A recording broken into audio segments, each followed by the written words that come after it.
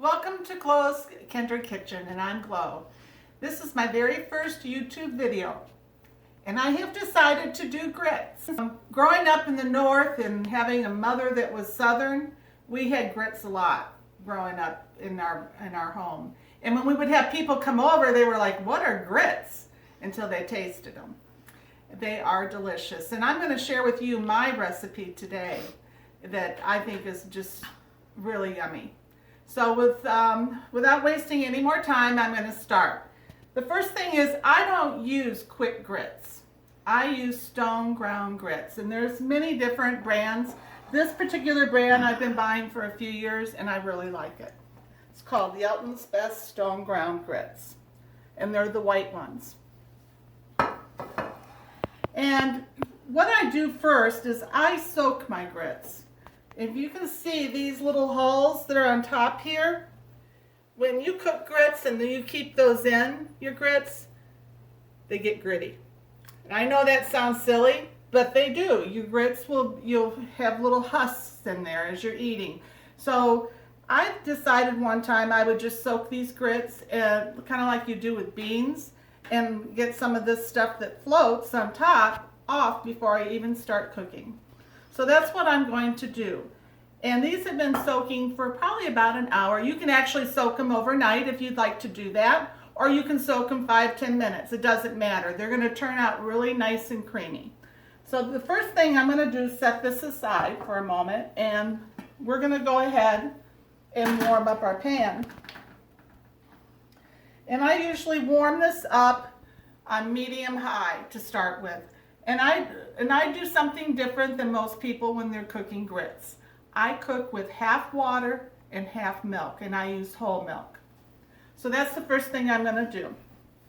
So I have 1 cup of grits in here soaking, and the ratio for grits when you're cooking them is 1:4. 1 cup of grits to 4 cups of liquid. So what I do is I do 2 cups of water and 2 cups of milk.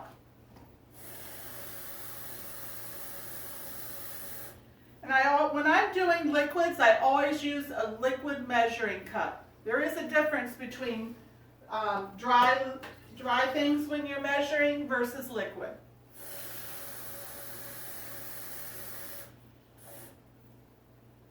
There we go. 2 cups of water.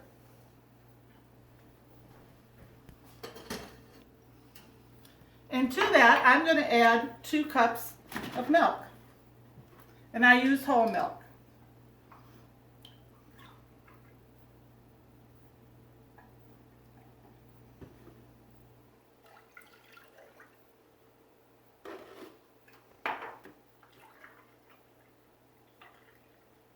What do you know? 2 cups exactly.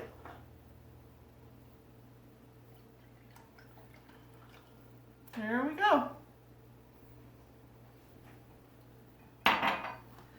So, and I use a whisk with my grits, and I'm just going to kind of stir this, just kind of mix it up, although it probably is already mixed.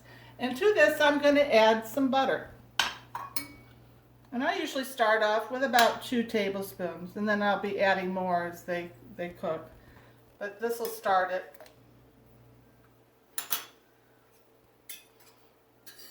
There we go.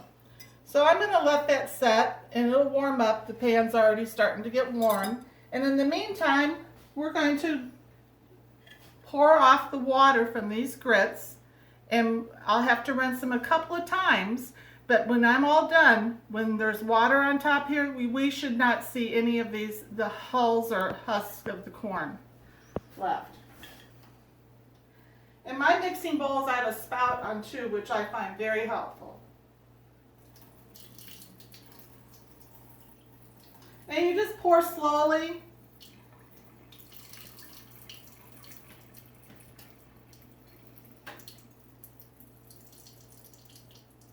There. Now I'm going to add some more water. And I'll stir them up again.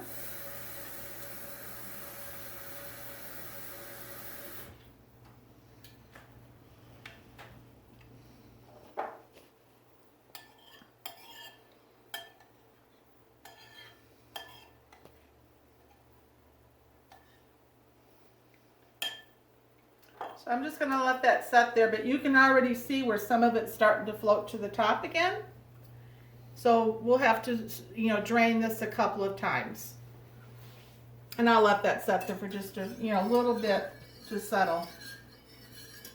And I never put salt in with my liquids in my pan until it's almost to a boil. And the reason for that is when you put salt in cold water or a cold liquid, the salt will go all the way to the bottom of your pot and it pits your pot or pan. So that's the reason I don't do that. So the water has stopped stirring around and you can see the little husks on there. There's not as many though.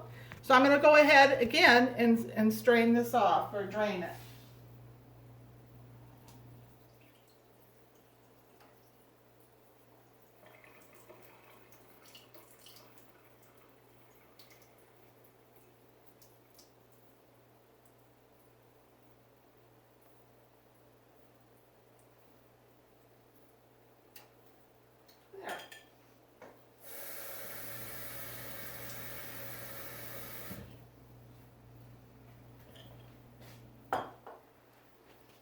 I'm just going to up the temperature a little to my stove here. Main thing is you don't want your milk to scald.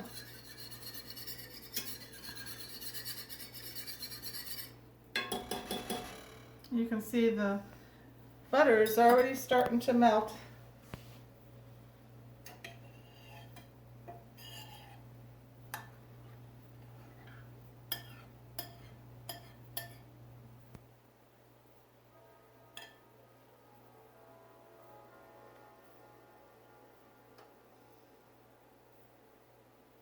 Okay, this is already kind of settled down, and see, there's not very many of those husks anymore on top.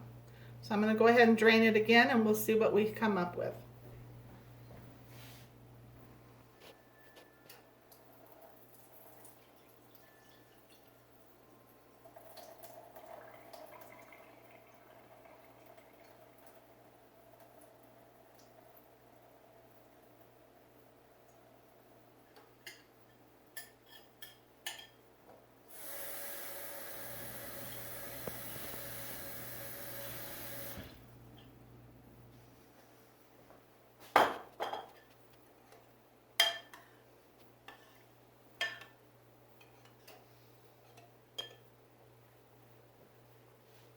I'm going to go ahead and get rid of this, especially since it's already empty. And I store my grits after I open up the bag in a container like this that's airtight. And I cut the label off, and then I also cut off the directions and I put it on the back of my container so that I have something to refer to, or if somebody else is here cooking, they have something to refer to on how to cook it.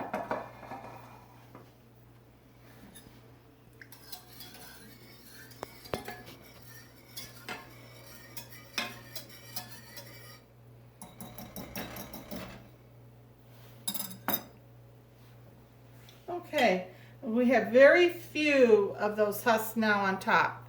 So I'm not even going to bother to rinse it one more time. I'm just going to drain this. And then when this comes to a boil, what I'll be doing is adding the grits to this and letting it cook.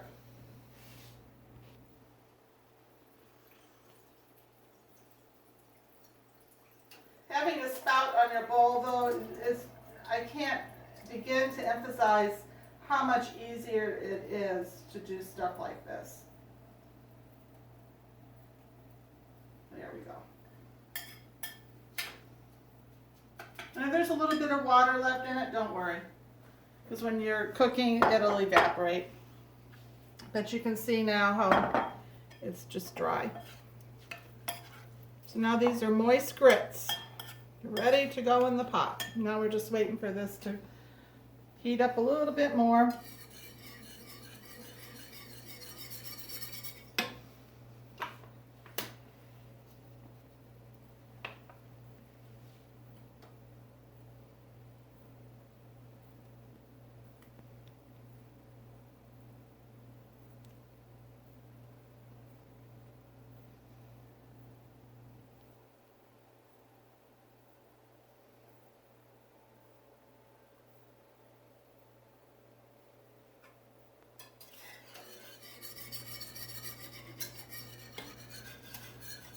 And the reason I'm continuing to stir this every once in a while, every couple minutes, is because you do not want that milk to scald on the bottom of your pan.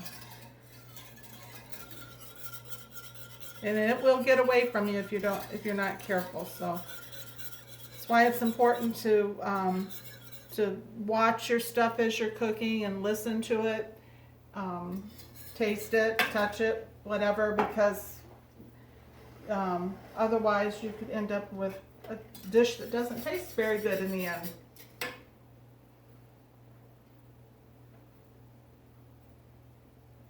And I can see the steam is starting to come off of it. I'm not sure if you guys can see that yet. Even on the handle, you can start to see the steam.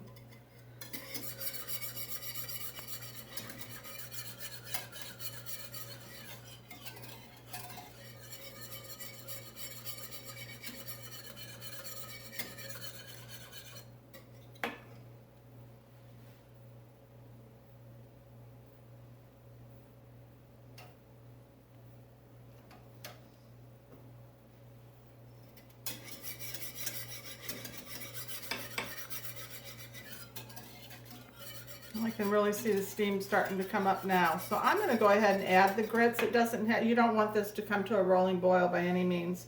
You just want it hot. So, what I do is I spoon them in.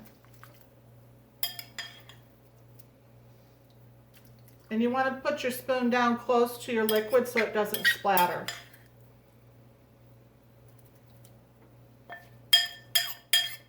I find that if you just take your time when you're cooking and think about what you're doing and trying to, do it so that you're not too high up and putting it down in, etc., your cleanups are going to be a lot less. And also the chance of hurting yourself. Whoops, and then right there I did a boo-boo right there. You can see where I spilled. And it wasn't very far up off of the pot. So,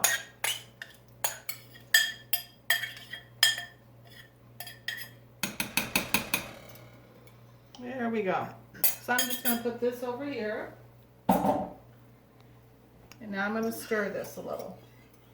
And I still need to add the salt. And one of the things that's really important is salt in this. If you don't add it in the beginning, you will never get your grits to taste good. Not too long ago, we were actually at a place and I had ordered grits for breakfast, and I could not get those grits to have any flavor because they didn't add salt when they were cooking them. So it doesn't matter how much salt you add at the end, you're not going to taste it in your grits because they absorb it. And I added about a teaspoon of salt there. And as you can tell, I'm a cook that doesn't always use measuring spoons and stuff. I can pretty much judge after all these years of cooking how much a teaspoon is. And I used pink Himalayan salt today. That's what I had here.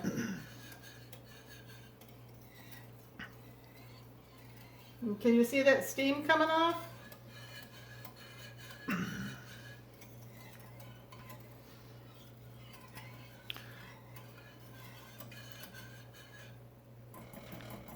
See it, Miss Glow. Okay, see how it's starting to bubble there? So now I'm going to turn it down. I'm going to turn it down to about a 2 on my stove. I have an electric stove, so that's like medium, low to low. And the water is starting to, the milk water is starting to jump a little. So by turning it down, it's not going to get out of control. And I'm going to go ahead and put a lid on it. And about every 5 minutes or so, you want to check your grits and stir them and make sure everything is okay with them. And then as this progresses, we'll be adding some extra butter to it. And at that point, I'll taste it to see if I need to add any more salt before they're completely done. Because if I do need to add more salt, that's when I'm going to do it. Because that's when they're still being absorbed, they're still absorbing the liquid. So that you will taste it. So I'll be back with you probably in about 40 to 45 minutes. Thank you. Hi, welcome back to Glow's Kinder Kitchen. our grits are almost done. It's been about a half an hour now, and I'm going to remove the lid so we can see what they look like. I've been stirring these every 5 minutes or so with my whisk. And you can tell how they've absorbed the milk and the water and the butter, and they're nice and thick now. So what I'm going to do is I'm going to sample it. That's one of the nice things about being a cook. You get to sample what you're cooking. And the reason I'm doing the sampling is so I know approximately how much more butter to add to this, as well as salt. And I'm pretty sure I'm going to have to add both.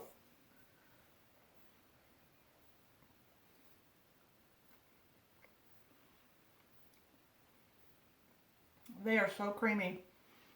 They're delicious. But I do need to add about 2 more tablespoons of butter and probably 3/4 of a teaspoon of salt. The reason I know that is because I've cooked this for a long time and I can kind of judge about how much more to put in. But by doing that now as it's cooking, nobody's going to have to add additional butter or salt at the table. They can if they want, but they are pretty much done, you know, to the way most people would prefer them. I always keep a sink of soapy water over there that I can put stuff in. It helps with cleanup, and also I can rinse my hands off if I need to as I'm cooking. So, bottom line, this recipe takes half a stick of butter. So I'm going to go ahead and put that in. And then I got a little bit too much, so I'll go ahead and put it back in. So that's about how much salt. It's about 3/4 of a teaspoon.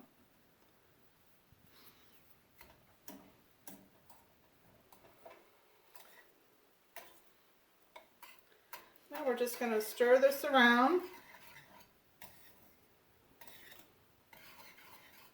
See how that butter is already starting to melt into that?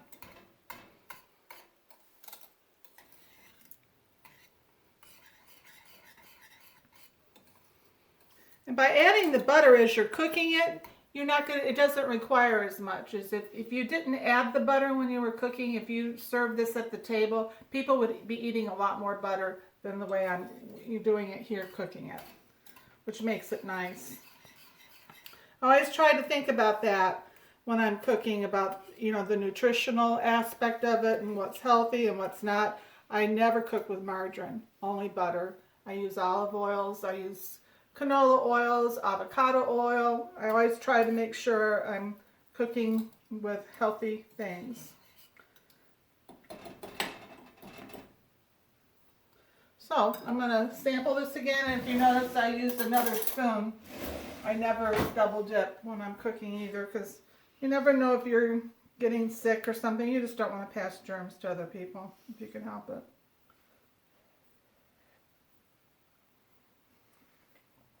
Oh, I hate to say it, but they're perfect. So anyway, thank you so much for joining me. I can't wait to sit down and have a bowl of these. Actually, today we're going to do an omelet to go along with this. So thank you for joining in today, and I hope you have a wonderful day. Bye.